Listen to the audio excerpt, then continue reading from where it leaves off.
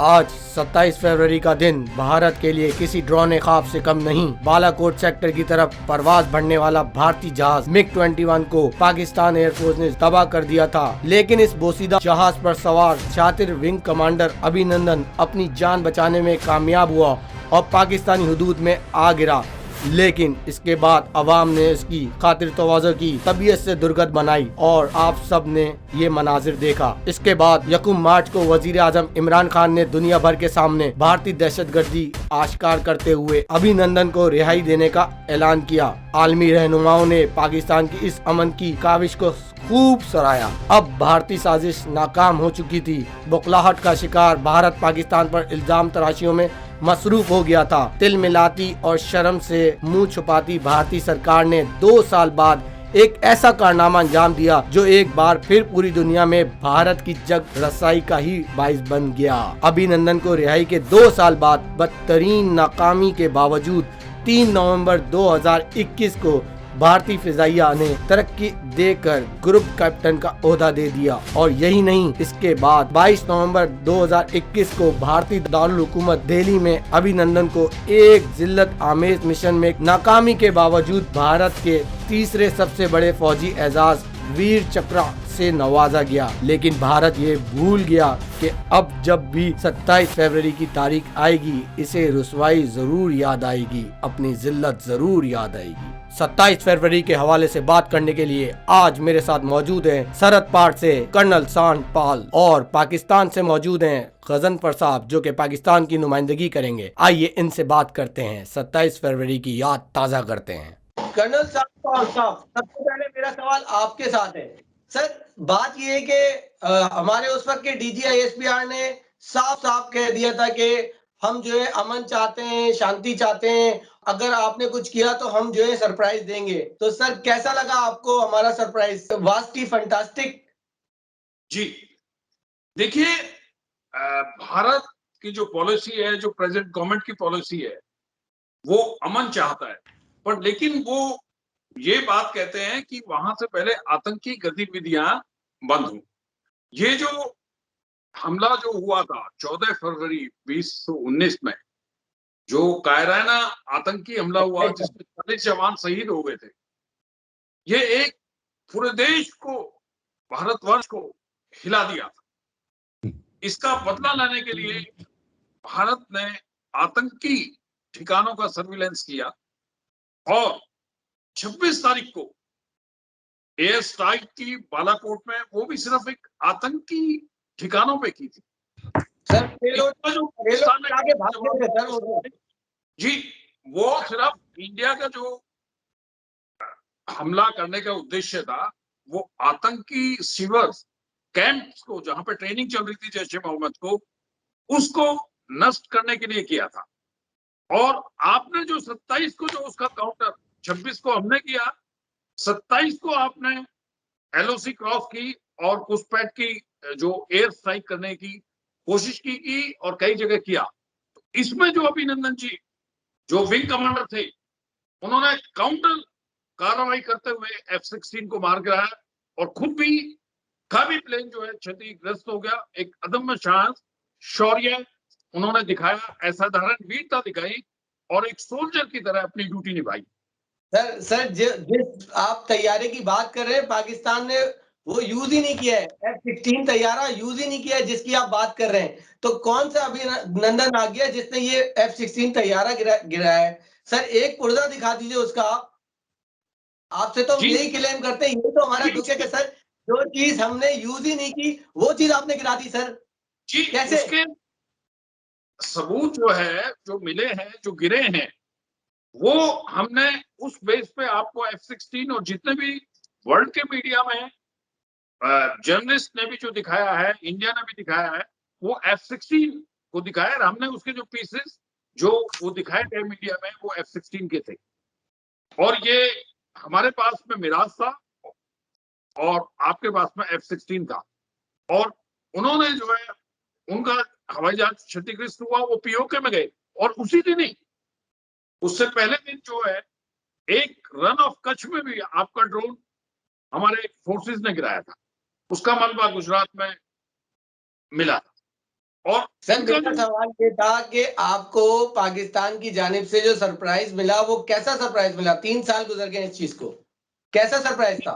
मेरा तो सर सवाल ये, हिस्ट्री सबको पता है क्या है, इंटरनेशनल लेवल पे किस तरह इंडियन की जगरसाई हुई है सबने देखा है, लेकिन मेरा सिर्फ सवाल ये कि हमारा जवाब कैसा लगा आपको? नहीं, आपने जो कार्रवाई की वो एक हमने जो स्ट्राइक की उसके बदले में आपने कार्रवाई की और उसका सर इंडिया आप ने तो भागे थे। जवाब अच्छा आपकी चलिए, यानी गवर्नर साहब को शामिल गुफ्तगू करते हैं। ब्रिगेडियर साहब ये बताइएगा, एक तो इनके सवालों का जवाब दीजिएगा और दूसरा मेरा एक सवाल ये कि 26 फरवरी को ये आते हैं और पेलोड गिरा के भाग जाते हैं और 27 फरवरी को ये पायलट गिरा के भाग जाते हैं, सर क्या कहेंगे? बिस्मिल्लाहिर्रहमानिर्रहीम। मैं जो कर्नल साहब ने जो बातें कही हैं मैं उन पर कमेंट तो नहीं करना चाहता, बिकॉज अगर अब वो एक सोल्जर होते हुए हकीकत नहीं पहचानते तो फिर मैं उस पर कोई बात कर नहीं सकता। मैं तो सिर्फ बात कर सकता हूँ जो चीज़ें हकाइक में मौजूद हैं, और वो हकाइक मैं अपनी तरफ से नहीं क्रिएट करना चाहता। वो हकाइक में उस न्यूट्रल जो प्रेस है दुनिया का, या न्यूट्रल जो टेलीविज़न है, या इनका अपना जो चैनल्स हैं, जो इनके अपने चैनल पे जो कुछ हुआ उसका मैं जो लुबे लुबाब आपको बयान कर देता हूँ। और उसके लिए सिर्फ ये नहीं कि मैं अपनी ज़बान से बात करूँगा, उसके लिए बहुत सारे सबूत हैं, वो इंटरनेशनल लेवल पे अवेलेबल है।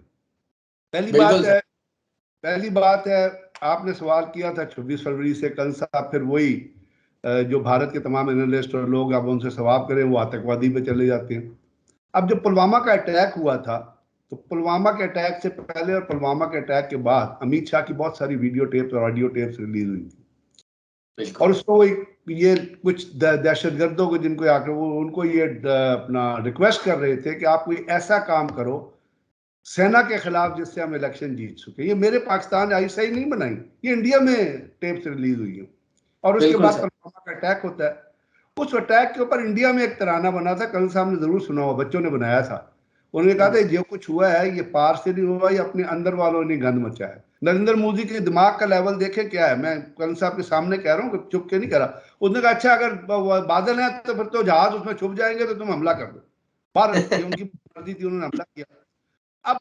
अब आप न्यूयॉर्क टाइम्स उठा के पढ़े, वॉशिंगटन पोस्ट उठा के पढ़े, और इंडिया का अपना अखबार इंडिया टुडे उठा के पढ़े 26 जब इन्होंने बालाकोट पे हमला किया था। और जो ये कहते हैं कि वहां इन्होंने टेररिस्ट मारा, वहां इन्होंने 2 कव्वे मारे थे, 2 अदद कव्वे मारे थे, और स्टैंड ऑफ डिस्टेंस से इनके जहाजों ने फायर किया था। वही कर्नल साहब ने कहा दिन की रोशनी में, रात के वक्त आए थे वो, और रात के वक्त उन्होंने फायर किया। They just cross the border for 1 kilometre, stand off distance. Colonel साहब समझते होंगे, उन्होंने स्टैंड ऑफ डिस्टेंस से मिसाइल फायर किए। वहां पे कोई कैंप नहीं था, वो एक जंगल था, उस जंगल के अंदर कुछ दरख्त डैमेज हुए, उस दरख्त के अंदर 2 कव्वे मरे। और मैं रिक्वेस्ट करूंगा कर्नल साहब को कि उठाएं न्यूयॉर्क टाइम्स 27 फरवरी का, 28 फरवरी का, और 26 उठाएं वॉशिंगटन पोस्ट, उठाएं फ्रांस के 2 अखबार उठाएं, मैं उनके नाम बता सकता हूं, इंडिया का अपना यूके के पेपर्स उठाएं, उन सब ने उन 2 कव्वों की तस्वीर भी छापी और उन्होंने दरख्तों की तस्वीर भी छापी। फिर हम इंटरनेशनल जर्नलिस्ट को लेके अगले दिन वहां पे गए, उनको दिखाया कि भाई देखिए यहाँ पे क्या हुआ था। अब दुनिया में जब भी आप किसी पे हमला करते हैं, इंडिया ने छुप के हमला किया था रात को, अगर आपको याद होगा, किसी को पता ही था। General Asif Ghafoor television channel पे आए, उन्होंने बबांगे दहल ये लफ्ज रिपीट किए कि we will strike back at the time of our choosing and the target of our choosing, यानी हम हमला करेंगे अपने टाइम के मुताबिक, अपना टारगेट चुनेंगे। मिलिट्री हिस्ट्री में surprise is the biggest element. जब मिलिट्री हिस्ट्री में आप ऑपरेशन करते हैं तो दुश्मन को आप ये बताते नहीं है कि आप ऑपरेशन करने के लिए आ रहे हैं। और अल्हम्दुलिल्लाह हमने दिन की रोशनी में 10 बजे हमला किया। We use JF-17 thunder, we never used F-16। इस हमले के 2 प्रॉन्ग थे, एक प्रॉन्ग फ्लाई किया गया था भावलपुर के ऊपर, भावलपुर से क्रॉस फ्लाई किया गया था ताकि दुश्मन को अगर पता चले तो वो अट्रैक्ट, और वहां पे वो अट्रैक्ट हुए, उन्होंने कहा इतनी फ्लाइंग हो रही है। अब हमारी इंटेलिजेंस का लेवल देखें, ISI की इंटेलिजेंस का लेवल देखें, हमने जिस जगह पे हमला किया 10 बजे, JF-17 थंडर थे जिन्होंने क्रॉसओवर किया, उन JF-17 थंडर ने जाके ब्रिगेड हेडक्वार्टर को नौशेरा में स्ट्राइक किया, वहां इंडियन आर्मी चीफ ब्रीफिंग ले रहा था। बिल्कुल सर। इंडियन आर्मी चीफ और नॉर्दर्न कमांड के जो वो थे और जीओसी जो थे अपना ये 16 डिवीजन, वो वहां पे मौजूद थे, वो ब्रीफिंग ले रहे थे। हमारी आला इखलाक और आला ज़र्फी देखिए हमारी फौज की और एयरफोर्स की और हमारी कमांड की और हमारे प्राइम मिनिस्टर की। उन्होंने कहा कि जी आपने किसी इंडिविजुअल को हिट नहीं करना, अदरवाइज उनकी लाशें इस तरह सड़ती कि आप पहचान ना सकते जब मिसाइल पड़ता उनके ऑपरेशन रूम पे। हमने इर्द गिर्द की जगहों पे फायर किया, वहां से रिट्रीव का। अब जब रिट्रीव वापस आ रहे थे तो अभिनंदन को नीचे से जो उनका एयर ट्रैफिक कंट्रोल है, अब उसकी गुफ्तगू भी आ गई है, उसकी गुफ्तगू भी रिलीज हुई, इंडिया में भी रिलीज हुई है, पाकिस्तान में भी रिलीज हुई है। जो एयर ट्रैफिक कंट्रोल है वो अभिनंदन को कॉशन कर रहा था कि trail of trail of trail of. Trail of का मतलब होता है कि हटो, तुम्हारे पीछे एक जहाज या मिसाइल लगा हुआ है। हम पाकिस्तान ने चूंकि पूरी एयर स्पेस जैम की हुई थी और एक हमारा जैमर जो फ्लाई कर रहा था ऊपर पाकिस्तान की सरहद के, तो अभिनंदन वो गुफ्तगू नहीं सुन सका, उसको टारगेट किया गया। एक SU-17 टारगेट किया जिसकी वीडियो फौरन इंडिया से रिलीज होकर उन वहां पे जहां पे वो गिरा था वो विलेजर्स ने वो वीडियो प्लेस कर दिया SU-35 की। एक हेलीकॉप्टर ने इंडियन एयरफोर्स के हेलीकॉप्टर ने टेक ऑफ किया गालिबन श्रीनगर एयरबोर्स के अवंतीपुरा एयरबेस।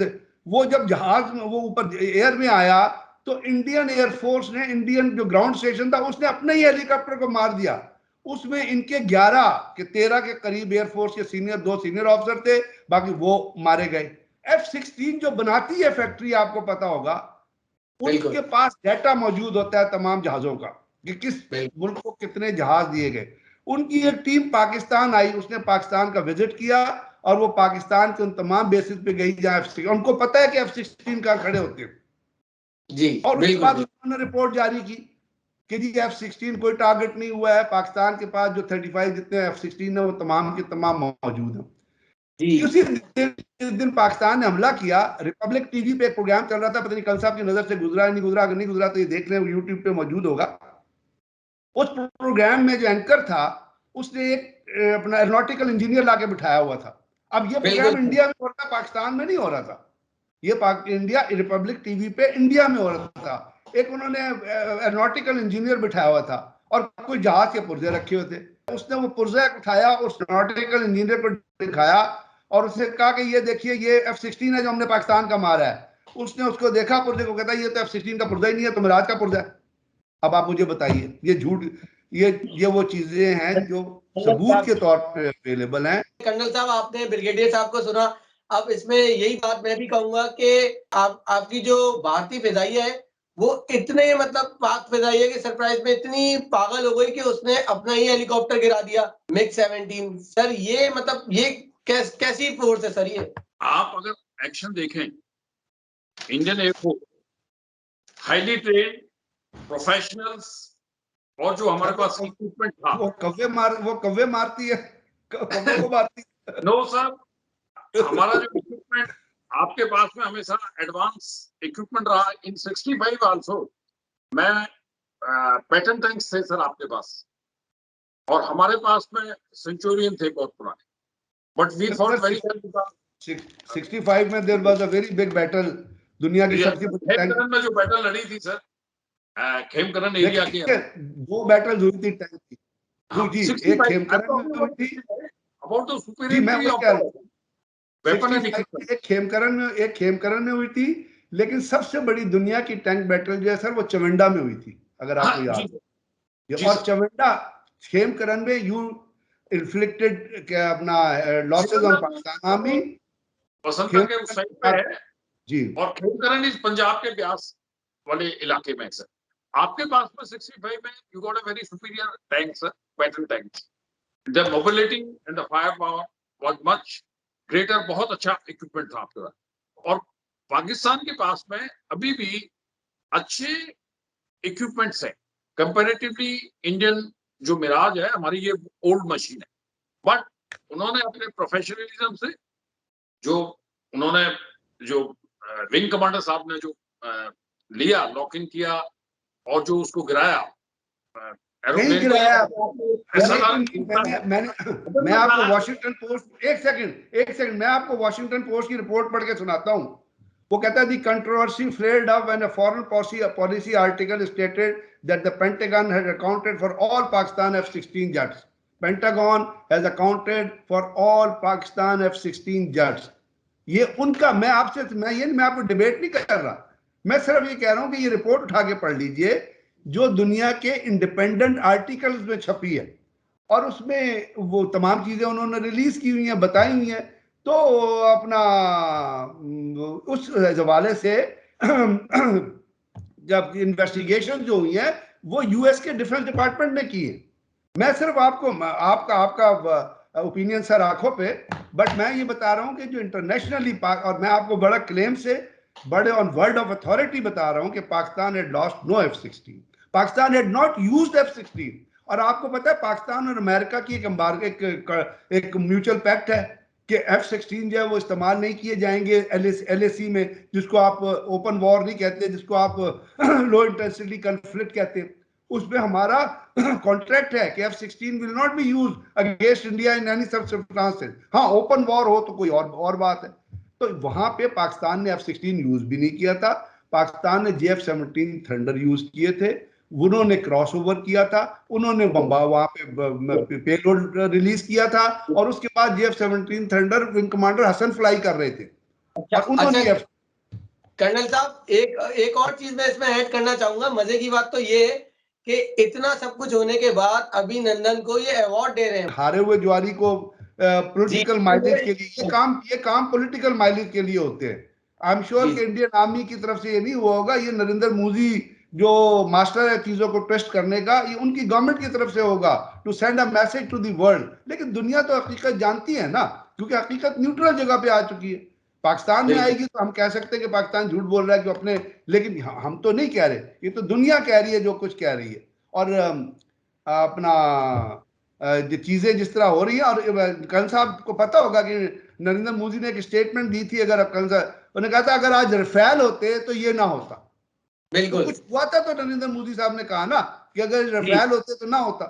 तो ये चीजें, देखिए अभिनंदन जो है बड़ा अच्छा, जो डॉग फाइट किया बड़े अच्छी तरह से किया और लॉक किया टारगेट को। उन्होंने मिसाइल जो आपका एयरक्राफ्ट था, उन्होंने मिसाइल फिर भी इन्होंने उसको किया और he fought very well as a professional soldier with जो वीरता उन्होंने दिखाई और अदम्य साहस दिखाया।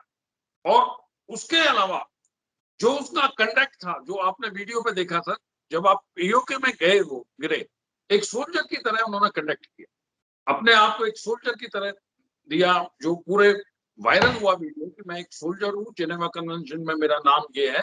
मतलब as a soldier he conduct very well. और जो वहां से वापस भी आए थे, जब आप उनको देखेंगे 1 मार्च को वाघा बॉर्डर से, उनको स्वेलिंग भी थी, वो भी थी, लेकिन ही conduct himself as a soldier and that professionalism के लिए ही उनको वीर चक्र से नवाजा गया। And he is a perfect soldier. We fight for a cause sir. Soldier is always a soldier and we salute the bravery of each other. Kargil में भी जो कैप्टन जो थे हमारे ब्रिगेड कमांडर साहब ने, उनका he fought very well, general Singh, captain general, उनका साइटेशन उनके पॉकेट में डाला। We respect each other soldier, we have this tradition both the armies. हमारे लिंक सही है, जो हमारे पुराने कमांडर हैं पाकिस्तान के और इंडिया के, they have train together, general Tikka Khan and all that. तो वी ईच अदर प्रोफेशनलिज्म है, ये तो हमें कॉज के लिए लड़ते हैं, but we respect each other. Brigadier साहब, मेरा आपसे एक सवाल ये है कि कोई भी मसला जंग से हल नहीं होता है। हमारे वजीर आजम साहब हमेशा यही कहते आ रहे हैं कि आए टेबल टॉक करें, बात करते हैं, बैठ के बात करते हैं। लेकिन सर मोदी के सर पे जंगी जुनून सवार रहता है। लेकिन सर क्या ये सवार ही रहेगा या इनका कोई हल भी निकलेगा? मैं देखिए चीजें क्रॉस द टेबल है, सामने मौजूद हैं। इंडियन पॉलिटिकल सीन पे जो कुछ हो रहा है वो भी आप रोजाना देख रहे होंगे। पाकिस्तान में भी चीजें कन्फ्रंटेशन चलती रहती है। लेकिन पाकिस्तान इंडिया के टॉक्स के बारे में आप उनको ऑफर ही कर सकते हैं कि आप हमारे से बातचीत करें। एक अच्छी चीज़ ये हुई है कि अपना दोनों मुल्कों के दरमियान या दोनों अफवाज के दरमियान एक मायदा हुआ है कि कश्मीर की जो सरहद है LOC के ऊपर फायर नहीं करेंगे। तो वो बड़ा एक वेलकम स्टेप है, एक अच्छी चीज़ है। कश्मीर में जो कुछ हो रहा है वो आपके सामने है, जो वहाँ पे एट्रोसिटीज हो रही हैं, जो जुल्म हो रहा है, जिस तरह वहाँ पे चीज़ को दबाया जा रहा है, वहाँ इधर 6 लाख फौज बैठी है, वो भी आपके सामने। अब ये तो पॉलिटिकल फेस है कि जब दोनों मुल्क को बात करनी चाहिए, जंग से वाकई कोई मसले हल नहीं होते हैं। सेकेंड वर्ल्ड वॉर में क्या हुआ था, जंग खत्म हुई थी तो फिर आपस में बैठे थे तो मसला हल हुआ था ना। तो मसले तो अक्रॉस द टेबल बातचीत करने से हल होते हैं, और बातचीत उस वक्त होती है जिस वक्त आपस में इत्मीनान हो, और इत्मीनान का चूंकि फुकदान है दोनों ममालिक के अंदर, इसलिए बातचीत नहीं चल रही। आई विश के बातचीत हो और चीज़ें सेटल हों दोनों। ये साउथ एशिया जो है दुनिया का सबसे पुअरेस्ट खिता है, और ख़ास तौर पे ये जो रीजन अफगानिस्तान इंडिया पाकिस्तान बनता है, यहाँ पे तालीम नहीं है, सेहत नहीं है, कितनी कमी है तालीम की, सेहत की। अफगानिस्तान में क्या आपको पता है, ह्यूमैनिटेरियन क्राइसिस हुए हैं। तो ये चीज़ें जो, और बाकी दुनिया तरक्की कर रही है, हम आपस में एक दूसरे से लड़ लड़ के अपने ही लोगों को पॉवर्टी में, इकोनॉमी में हमने, और मेल नरिशमेंट में मुब्तला किया हुआ है। बच्चों के लिए दूध नहीं है। इंडिया में क्या हाल है ये भी आपको पता है। आई विश कि हमारे यहाँ दोनों ममालिक बात कर सके और एक भाईचारे की फिजा पैदा कर सके। अमन होगा तो तरक्की भी होगी, अमन होगा तो इकोनॉमिक डेवलपमेंट, अमन होगा तो तमाम चीजें जो फ्लॉरिश भी करेंगी। आपका आखिरी कमेंट कर्नल साहब इसी हवाले से। जी, जैसा ब्रिगेडियर साहब ने बोला, ये एक अपने आप में बहुत बड़ी चीज है। ये वर्ल्ड को मैसेज दे रहा है, not only India and Pakistan को मैसेज दे रहा है, ये पूरे वर्ल्ड को मैसेज दे रहा है कि आपस में अगर पीस है, अमन है, तो डेवलपमेंट होना है। अगर वो नहीं हुआ तो डेवलपमेंट नहीं होगा। होगा डेवलपमेंट, बस उस स्केल पे नहीं होगा। एंड वी आर, हमारे 47 से पहले एक हिस्ट्री रही है। We got a culturally, economically, और हमारा जितना भी है बहुत भाईचारा। हमने आजादी, पाकिस्तान ने और इंडिया ने मिलकर ही तो आजादी दी है। दोनों देश एक दूसरे के भाई हैं। और जैसे जो बड़ी अच्छी पहल है, ये बड़ा अच्छा मैसेज है जो आपके देश में जाएगा, जो ब्रिगेडियर साहब ने बताया है, नॉट ओनली आपकी कंट्री में, बाकी पूरे वर्ल्ड में जाएगा। It is a very good message. And ये अगर सोच है तो ये ही पूरा हेवन है, मतलब यही स्वर्ग है। दुनिया का ग्लोब पे यही स्वर्ग है। अगर ये थिंकिंग हो जाए तो वर्ल्ड के अंदर बहुत ही अच्छा कामयाबी मिलेगी और ये एक बहुत ही अच्छा पैगाम जाएगा। जी, तो बहुत बहुत शुक्रिया कर्नल साहब आपके वक्त का, और ब्रिगेडियर साहब आपके वक्त का। इंशाल्लाह ताला जिंदगी रही तो फिर मुलाकात हुई। फी मानिल्लाह। Thank you sir, thank you, thank you. जय हिंद सर, जय। Thank you, thank you. Thank you.